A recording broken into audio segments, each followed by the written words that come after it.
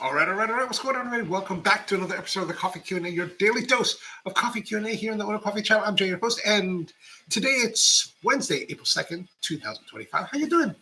Good to see we have finished the first quarter of the year. And yeah, excellent. Keone, aloha to you.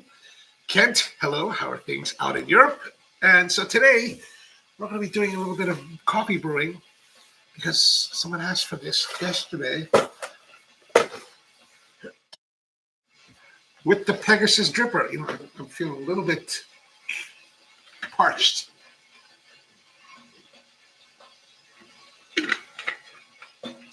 Mom, good morning. Dev, good morning to you. So we've got the Pegasus dripper, and the Pegasus dripper, if you're not familiar with it, let me zoom in, is another one of the Hario drippers. I'm not sure. Oops. Mackie, good morning. I'm actually not sure if this is actually available in the United States. I can no longer remember if I bought this during my travels to Japan or if this was one of the drippers that Keone sent to me. So if this was the latter, Keone, thank you, I appreciate that. And if it was the former, well, I always like going to Tokyo Hands. There's a shop called Tokyo Hands in Tokyo, like hands. And it's kind of this like hobby shop department store that's pretty massive, and you can get all kinds of really cool stuff. But they've got a great section for coffee brewing and all kinds of coffee gadgets. I can never seem to go there and not buy a whole bunch of stuff. But as you can see, it's dripper, and as you can see here with this illustration for I guess this was in the box. Thank you very much. This yeah, because I think the one that I got in Tokyo Hands was the small one. Is that? Am I remembering this correctly? Maybe I'm not. It's old age. So, as you can see, this one has a wedge-shaped Melita-style filter shape rather than the conical shape that we normally see in a lot of the Hario products that are out there. So it's kind of an anomaly in their group. And yeah, we're going to get into it and see what happens with it. So let's have a look at the brewer itself. Now, we have featured this in the show in the past when we first got it, but let's do it again. This one is a lot bigger. Look at that, nice in size. So as it says, 4 to 7 cups. So we can brew quite a bit if we have a filter big enough. Now, I do have some of these Pegasus coffee filter papers. Now, this is the O2 size. This is an O3. So we're not really using the right size filter. However, let me grab a comparative Melita number 4 filter, because I think that's probably closer to the size of the number 3 filter from.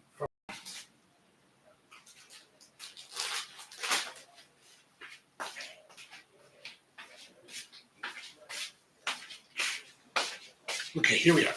These are the number 4 filters that I typically use. They are, as you can see, comparatively speaking, they are significantly larger. I would say they're about 32% larger than the number 2. So you can get quite a lot more coffee in them. However, if we're just doing single serve dose brewing like we are typically doing, in some respects, these are kind of a waste, right? You got all this potential that is being wasted versus this, where you can just remain small, compact, and less paper waste, right? Like this takes more trees than this to make, right? So yeah, whatever, you know what I'm talking about. Power Plant says, what's up, Power Plant? Power Plant says the Pegasus is very fast. In my opinion, it is better to use a smaller filter. And that's what we're going to do today, because you know what? We want to stay with all branding, right? All Hario branding. Yeah, so since this Pegasus was gifted to me from Keone, and the one that I had, the other one that I have, I brought from Japan. I don't know maybe these aren't available in the United States. Could this be the only one? Maybe there's only a handful in America. But anyway, so it's simple. It's kind of like all the other Melita style filters. They've got, or most filters, they're pleated, they're pressed together. Not pleated, but they're whatever you call that.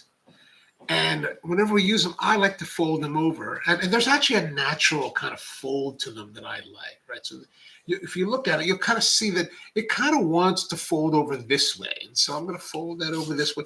And the reason I like to fold these is just so that, and I like to fold them opposing sides, right? Just for balance, because I want the filters to sit fully into the wedge or the shape of the brewer, right, like that. I think that's a nicer. Does it really make a difference between, if you don't fold it over and how it performs? Probably not. But there's an OCD part of me that's very much like I want it to look very pleasant. I want it to be very uniform. And,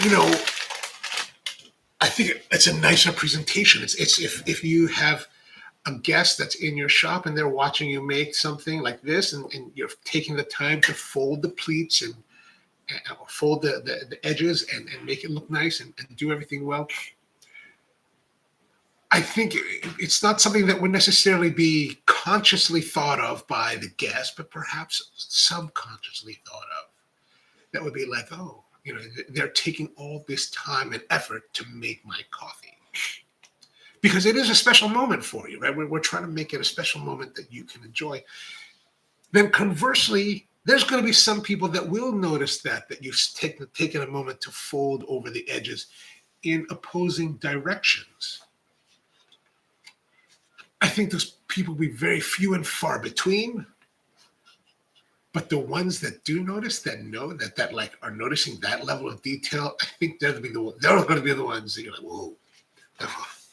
Like, for example, I'm really a stickler about how we use our masking tape. Like, we use masking tape to label things. And if you watch shows like The Bear and things like that, you've probably seen this already or familiar with this idea where you're taking like a masking tape that you're using for labeling of product and cutting it with scissors, right? I've been doing that for years, and we've been teaching our baristas to do that or all of our staff to do that for decades now. And it is something that I picked up from someone like from Thomas Keller, but it's a little detail. Like, it's so much easier to tear it off, right, and just paste it. But that little detail just shows that you care, and the people that know and that notice, they're going to be like, oh, that's impressive. Like, those who are in the know will be like, whoa, that's hardcore. That's hardcore. The people that don't know will just appreciate the symmetry and uniformity and the pleasant visual character of it. They may not necessarily understand what it is or why, but I think they appreciate that, even on a subconscious level. And so that's why I like to fold over our filter papers and make sure they're nicely seated. Perhaps it is, a sickness. It probably is, but that's how it is. Now, here's a little detail that I just noticed a moment ago while I was babbling on and rubbing my fingers around here. Is that there's a little window. There's a little window here at the base. You can see a little window here, and these windows are typically put into the brewers because when you put on a cup, like let's say this is a translucent or opaque. Let's pretend this is an opaque brewer. This is the only way you're going to see what's going on down in the cup, and this will allow you to see. So but it's only on this side. Some brewers, like for example, this Bee House, have those viewports on both sides, and this one's a little bit different in that because the base here is narrower, you can sort of, depending on the width of your vessel, you can kind of see even from the sides down into there or really into here. But because it's opaque, it does reduce the amount of available light that gets to inside the cup. So it's a little bit hard to see, where this one being clear, it's much easier to see what's going on down inside your cup, which I think is important. Like, especially if you're brewing and if you're brewing more by volume, meaning that instead of weighing it out, you're just kind of pouring, and you know that this vessel only holds so much liquid. This is a 12-ounce cup. Really, it's probably about 12.4 ounces if I brought the level right to the very edge, maybe 12.5. So we were very specific in the cups we buy to get the right volume, so that, because part of it's also like we want to have a uniform size of serving, which is 12 ounce. And if we buy the paper cups for to-go service, that's fairly simple. But buying the right 12-ounce cup for in-house use is actually rather a tedious process. Not terribly difficult, but just tedious, because you really have to look at the shape. Right? I'm looking at the shape. Right? What is it a pleasing design, like the actual physical being of this? Like the logos we can add, right? That the graphics can be added. But how is the shape? Does it look nice? How is the handle? Like I want something that's going to have a pleasant symmetry to it that also is comfortable to hold, that you can actually hold it in a way so that here you're not really having to worry about your guest touching the side of a cup that may be hot and transferring heat and pain to the guest. We don't want that to happen, right? So that's something. But then also there's the rim. Like the rim is an important aspect, in my opinion, about how the liquid is delivered to your palate. Now, in the case of ceramic mugs such as these, we don't necessarily have a lot of control, and we don't have necessarily a tremendous amount of options, but we try to find the most pleasing contour here. And I think it's something we don't really think about as consumers too much, is how does our lips feel on the edge of whatever vessel we're drinking, right? Like, so if I take this cup, this is the cup we used the other day for our pour tasting, which I did not clean very well. Did I? Look at that. It's terrible. When it comes to these porcelain china type of, if you look here, it's super thin, and this one has a slight rolled edge to it, right? And a taper here. And when you're talking about putting this to your lips, so much more delicate, so much more pleasant to put to your lips. Whereas compared to this one's a little bit different. This one is made by Noritake, the Japanese manufacturer. Now this next one is also made by, I can't read it myself. Let me read it. I can read it on the screen probably. Maybe somebody can read it. I can't read it. It's terrible. But this one has a straighter lip, right? So the lips are very different on these two. So that, which means that the experience of drinking coffee from both of these cups is going to vary, right? It's going to be different. So in the situation of the Café du Spro, the old like Kisaten style coffee bar that we had at the roastery, the former roastery, these were the cups from that service. And it was always a question of like, what coffee are we serving, and matching the cup to the coffee. Sometimes even matching the cup to the person drinking, which is something I got from Chate Hato. I don't really understand the theory behind it, just more kind of a feel rather than anything else. Paraplan says it's more important that your paper doesn't get clogged with fines. Agreed. Karen says, I don't think they are. That's why including. Oh yes. Oh, you mean in the United States? I agree. I don't think they are here. I don't think they are here. I just can never remember details anymore. It's always getting fuzzy. Details are fuzzy. Paraplan says, in Seoul, they would perfectly pre-fold the filters and stack them super high on the counter. Oh, nice. Although does that look unsightly? Like I would prefer, if possible, and I'm not very successful at this in my professional life, I prefer to have as clean a presentation. And I don't know, I think that, to me, I feel like the idea of taking a whole box of these, or just even 10 or 12 of these, and folding them and then stacking them, because of the way that and I'm presuming that this is correct, and because I've never done this. I mean, we've done something similar where we've kept pre-folded edges in a box in the drawer. But I would imagine that if you keep them, I don't know, Just a thought, just a curiosity. It's more of a curiosity. Like, does that make it a little bit unsightly?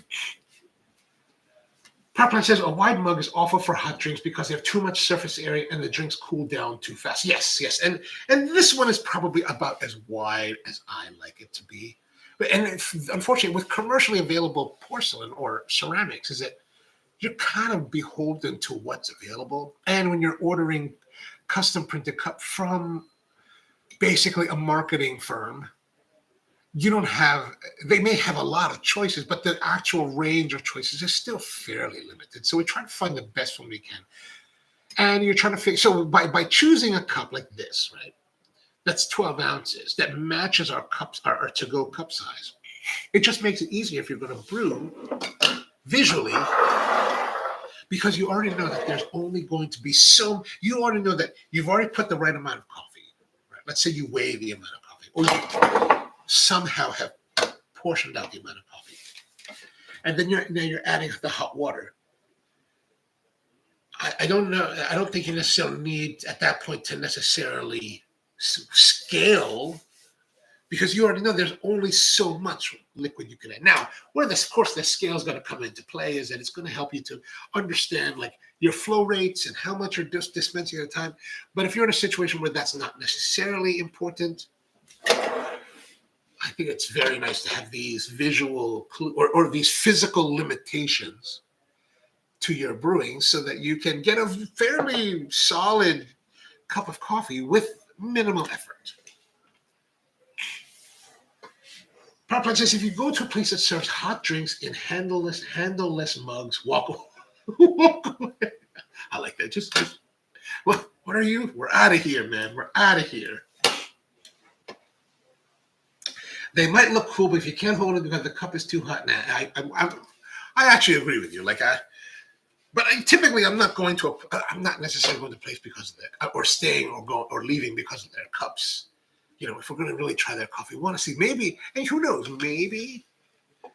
My hope is always that perhaps, like I have my own set of predilections about coffee and what I believe in and what I think is right and how everyone else must be certifiably wrong.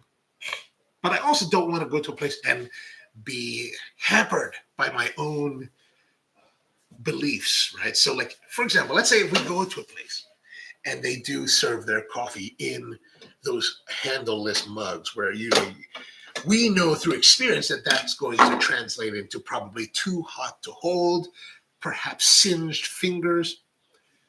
But you know what? Maybe there's something about that place. Maybe those people who run that place that love the precious look of a handleless mug have a specific and particular reason for using it. And perhaps they have found a way, or they are doing things in a way where the idea of you getting burned, your fingertips being burned, has been mitigated. Now, I'm not saying they have, but I'm just saying the hope is that you're going to a place that has thought about things so thoroughly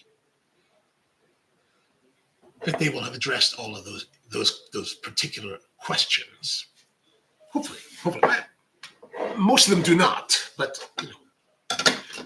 we always go in. We're drinking coffee out in the world with the hope that we're going to find something amazing, right?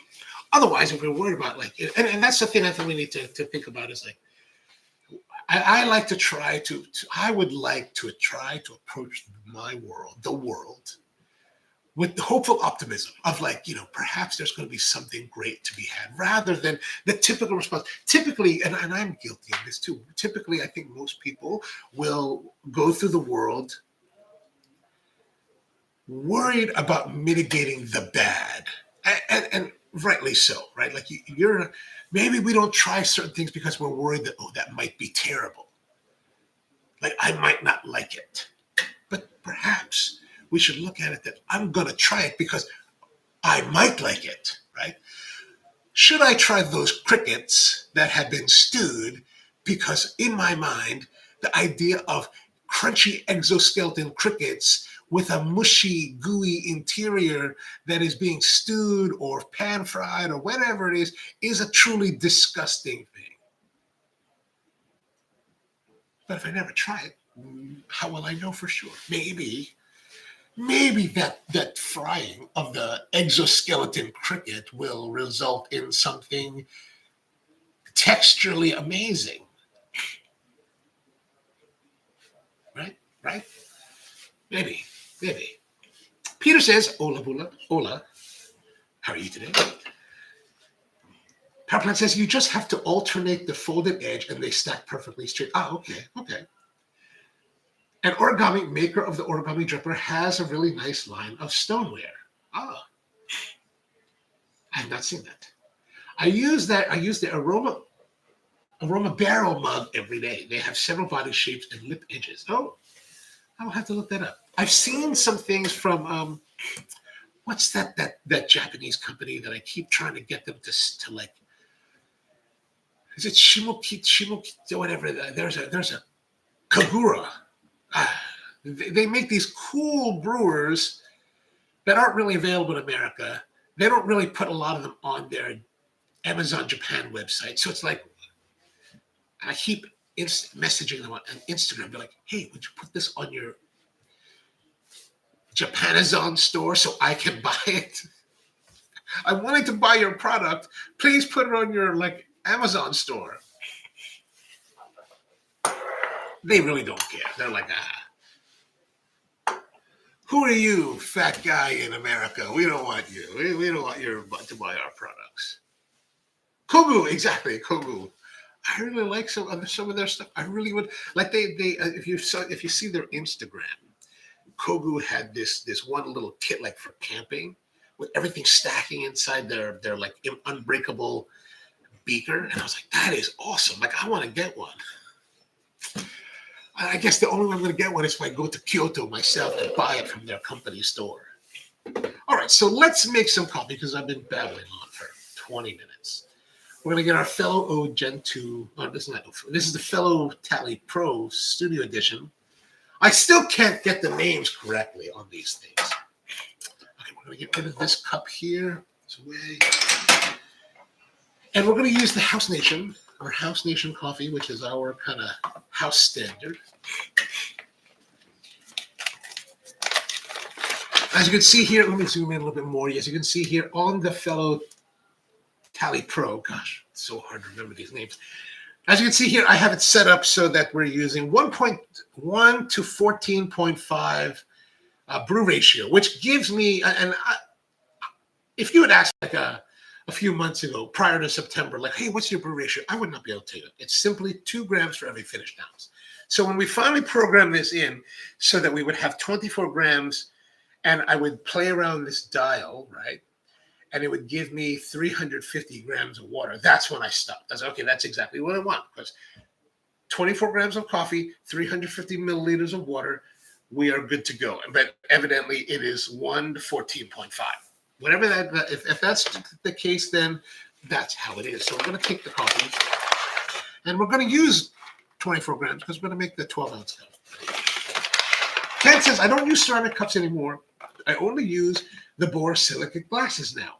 They're aesthetically pleasing, especially when, oh, yes. I don't think the cup that I typically use here is borosilicate. It is from Riedel. But I do kind of agree. I like the glass. I like the look of glass, especially on this show. Although in the cafe setting, I think we would still go to 24.6, 24.3. Should I remove one more? Let's see. Can I remove one more? 24.1. Okay, 24.1. See here, 24.1, 350 grams, 349, something like that. Great. As you can see, it's a nice kind of medium roast. A little bit bigger beans. This particular blend has some beans, some washed coffee from El Salvador. All right, now let us get the grinder prepared and turn the flame back on, make sure that we're good. We've got our Gen 2 Ode, which surprisingly, well, I guess hopefully not surprisingly, but has not had any more reliability issues. Now, as you can see here, I have it set on the 6. Normally we're here. Maybe we'll try here today. Now, and then if we look at Fellow's chart,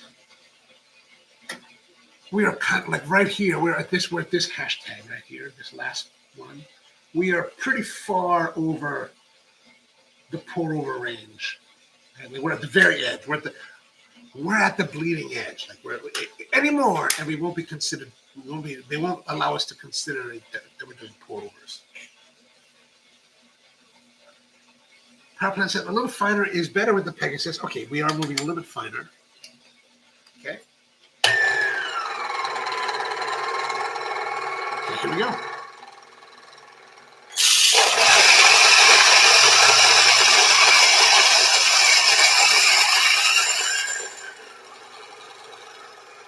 That's fairly fast.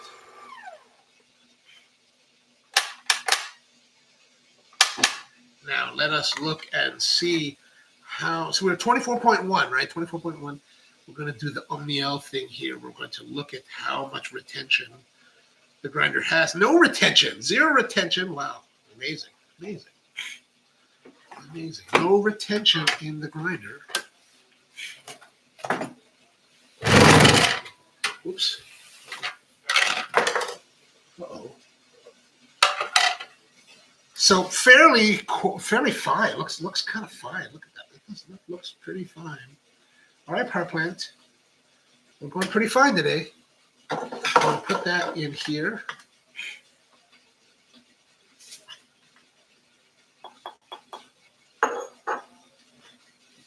And then we need our brewing vessel.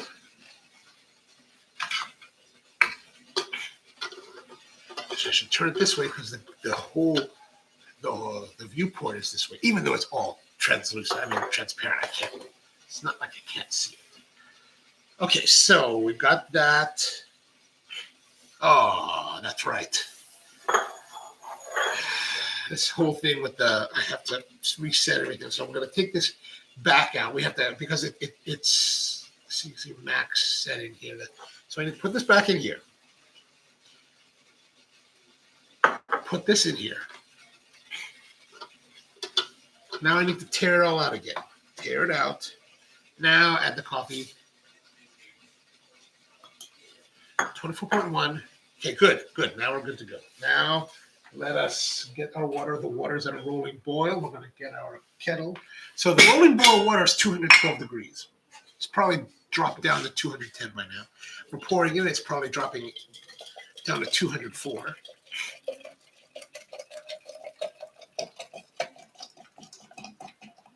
I'm going to put a good amount here to try to keep some thermal stability. Cover it up. And then by the time we actually get to brewing, it's going to be about 190, 185, somewhere right around there. We're going to shake, level that out. Ready here. And now we press this button to go. And once we start to pour, it will start timing and all that.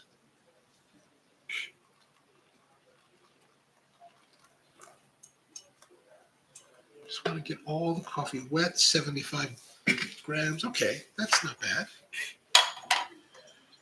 We're on our way, 15 seconds.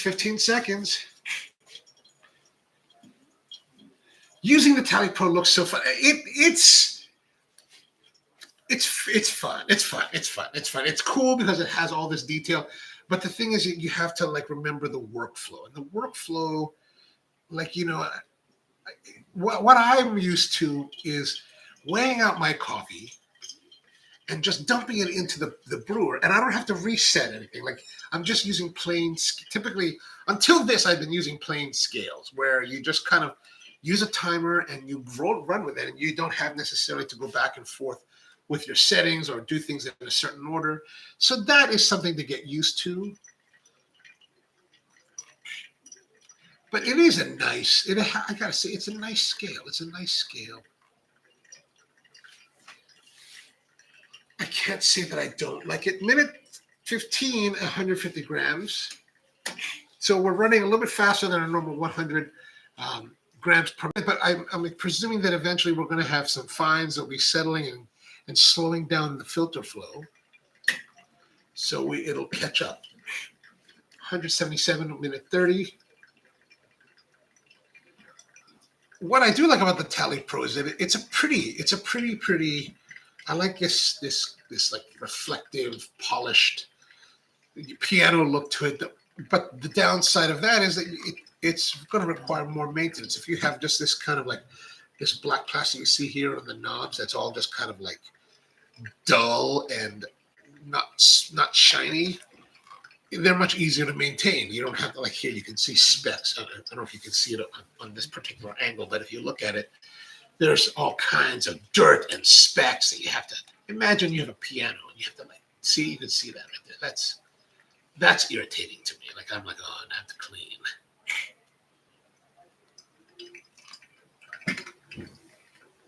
So 243 grams, 2 minutes, 30 seconds. So we're running a little bit. The flow has slowed down a little bit.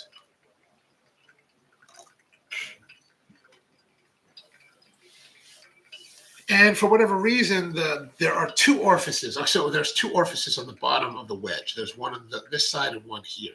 The one on this side, for whatever reason, is constantly flowing, where this one is like struggling. Like it looks like it's clogged. Very, comparatively, very little is coming through it. It's coming through in drips rather than a continuous flow. So what does that mean? I'm not really sure.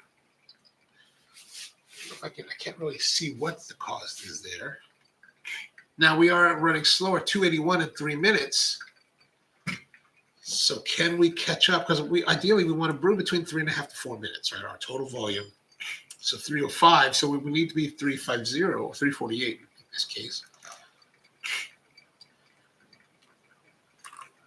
And I could gun more of the water into it, but I don't want to raise the coffee bed water more than this current level, right? I want to keep it consistent so that all of the coffee is constantly being exposed to water and constantly extracting whatever components we need to get up. 345, 348, so we're almost there.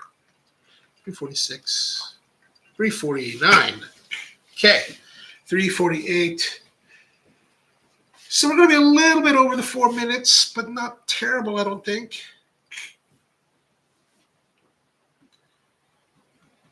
Power plant says, I'd be finishing with a big pour and a swirl.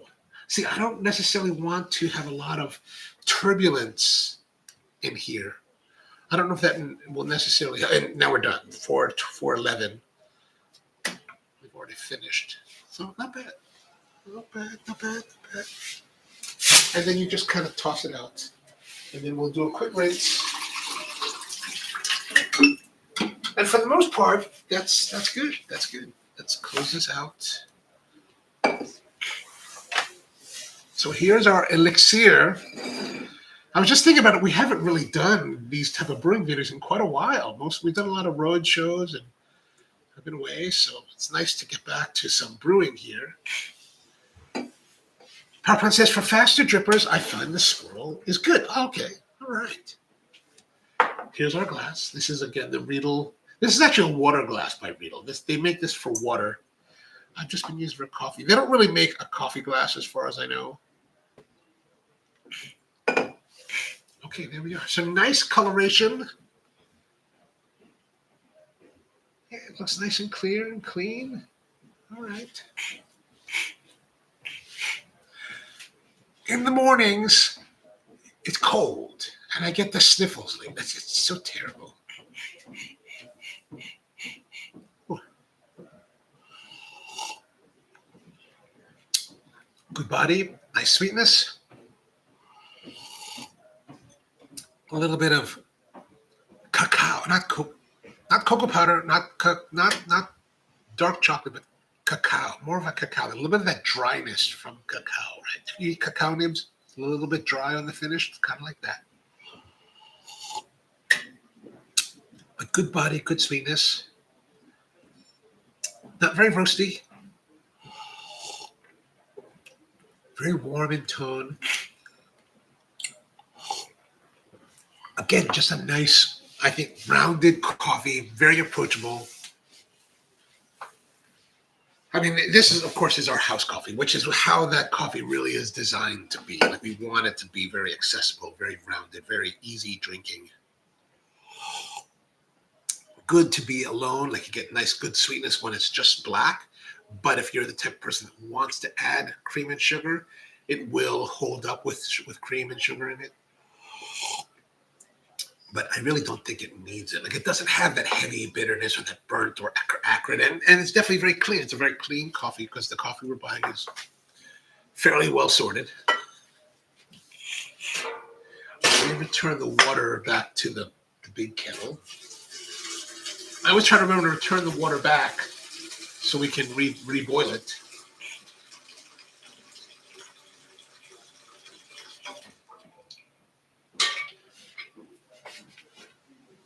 I know in previous episodes we've talked about these pretzels that I get when I'm up in Pennsylvania. And finally I broke down because I've been trying to find a better, a closer source of these pretzels. They're from a company called Rocky Road Bakery. But I can't seem to find anything closer than an hour and a half away.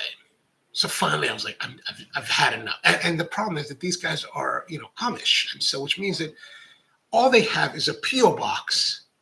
They're not listed. There's no website. There's no phone. There's no listing on Google Maps for them. And it's like, because I was thinking, I'll just go by their bakery and see what they got. But there's nothing. So finally I've relented after many months. I penned them a letter this morning and I'm going to send it off this afternoon and be like, hey guys, I like your product. Where can I buy it? Do you have retailers closer to where I live in Maryland? Even 20 miles closer would be perfect. It'd be something, right? Because for me to get these, it takes an hour and a half to drive there. And I was like, my gosh. Like I was actually out about an hour out in Pennsylvania yesterday, picking up some materials. And I was like, man, I could drive. And I was thinking, oh, the pretzels. But the pretzels from where I was still a good 45 minutes away. And I'm like, oh man, 45 minutes. And then an hour and a half drive home. It's like, oh gosh, no. If I could find a place right across the border that sells their product, I'd be super stoked. Super stoked. Well, no pretzels yet. Maybe this weekend. All right. So that was our Pegasus dripper. Thank you, CQA. I appreciate you sending that to me. This has been a really wonderful thing. It's super huge. Look at that. It's so huge.